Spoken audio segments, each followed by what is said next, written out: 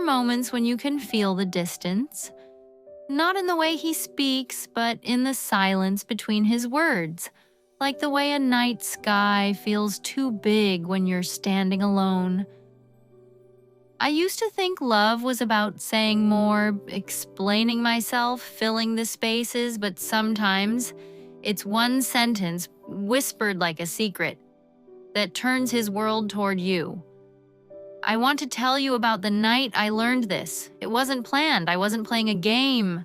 I was just feeling everything. And instead of holding it in, I let one small truth slip through my fingertips and into his phone. I didn't realize it then, but that message would change the way he looked at me forever.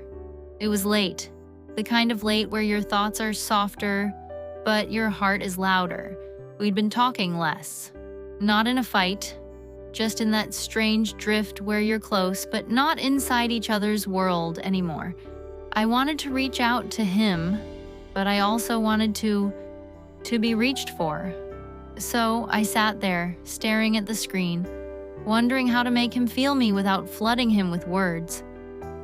I thought about every time he had made me feel something, the quiet warmth of his hand at the small of my back, the way he looked at me when I laughed too hard, the way his eyes softened like the world slowed down, and that's when I realized it wasn't the grand gestures that stayed with me. It was the moments where I felt like the only thought in his mind. So I sent him this. I can't stop thinking about the way you looked at me last Sunday. No emojis, no extra explanation, just that. My thumb hovered over the send button like it was a cliff edge. Because texts like that, they don't chase, they invite. It's not "I miss you" in a way that makes him feel needed out of desperation. It's "I remember you" in a way that makes him feel unforgettable. 5 minutes later, my phone lit up, not with a reply, but with a call. And the first thing he said, his voice was low and smiling, was, "Tell me more about how I looked at you." That night, the conversation didn't end for hours. We weren't talking about errands or work or the small things we forget. We were deep in the thread of us, pulling on moments, stitching them closer.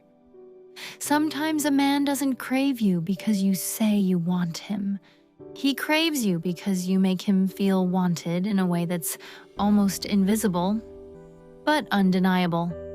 A single text can be a door, not one you push open, but once you leave slightly ajar, so he leans in, curious, wanting more. It's never about writing the perfect words. It's about sending the ones that carry your heartbeat in them. When you speak from the part of you that's not afraid to be felt, you become more than just a message on his phone. You become the thought that lingers, the one he carries into his sleep. I wish I could say I figured this out on my own. But honestly, it started when I stumbled onto something that explained why certain words and moments slip under a man's skin and stay there. It wasn't a trick or a rule book. It was more like being handed the key to a language I didn't know we were both speaking. And once I learned it, texts like the one I sent that night became second nature. It's strange how a simple shift in what you say can make a man not just respond, but reach. If you've been holding back or overthink every word before you hit send, maybe it's time to send the one sentence that's already sitting in your heart, not to get a reply, not to start a conversation, but to remind him and yourself that connection isn't built on more, it's built on what stays. If this touched something in you, stay close because you're not alone in this. And there's more waiting when you're ready. Thank you, friends.